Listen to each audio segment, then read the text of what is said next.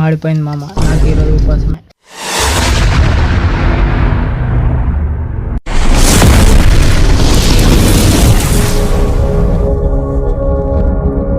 Hello మామ, video ఏంది full వీడియోతో వచ్చింది అనుకుంటారు? ఏం లేదు మామ, సండే కదా. ఈ రోజు సండే ఏంద్రా అనుకోవచ్చు మీరు, కానీ నేను వీడియో చేసింది మాత్రం సండే రోజు. యూట్యూబ్లో చూసి చేద్దామని చికెన్ షాప్కి అయితే వెళ్తున్నా. నేను ఒక్కరిని కాబట్టి హాఫ్ కిలో అయితే తీసుకున్నా. మధ్యలో ఈ ఎంట్రీ సీన్ లేదురా అని మీరు అనుకోవచ్చు. వీడియో లెంత్ కోసం తీసుకున్నాం మామ. చికెన్కి కావాల్సిన ఐటమ్ అయితే ముందే తీసి పెట్టుకున్న తర్వాత గ్లాస్ బియ్యం అయితే నానబెట్టినాం మామ రైస్ కోసం. ఇది కూడా యూట్యూబ్లో చూసే నేర్చుకున్నా. మీరు అనుకోవచ్చు మామ అన్నం వండడానికి గురి రాదని. ఏడొస్తుంది మామ, మనకు తినడం తప్ప వండటం రాదని. ఏదో అక్క వాళ్ళు ఊరు వెళ్ళారని వండుకుంటున్నాం. బయట అయితే డైలీ తినలేం కదా మామ.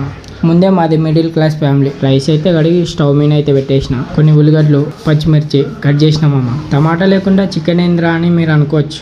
నేను చేసిన వీడియోలో అయితే టమాటా వేయలేదు మామ, అందుకే నేను కూడా వేయలేదు. తర్వాత కోసి అయితే అన్ని పక్కకు పెట్టుకున్నాం మామ, టమాటో లేకుండా. చికెన్ కడిగి అయితే ప్లేట్లు అయితే పెట్టేసుకున్నాం మామ. అయినా ఈ సోదంతా మాకెందుకని మీరు అనుకోవచ్చు.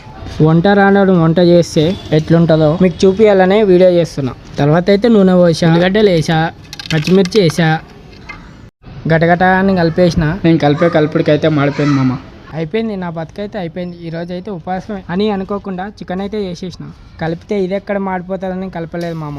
తర్వాత ఉప్పు వేసిన, తర్వాత పసుపు వేసిన, తర్వాత కారం వేసిన మామ. తర్వాత 2 చెంబులు అయితే నీళ్ళు పోసిన. రప్ప అని ఉడికిచ్చేసిన. మొత్తానికి చికెన్ అయితే అయిపోయింది మామ. దగ్గరికి అయితే ఉడికిచ్చిన.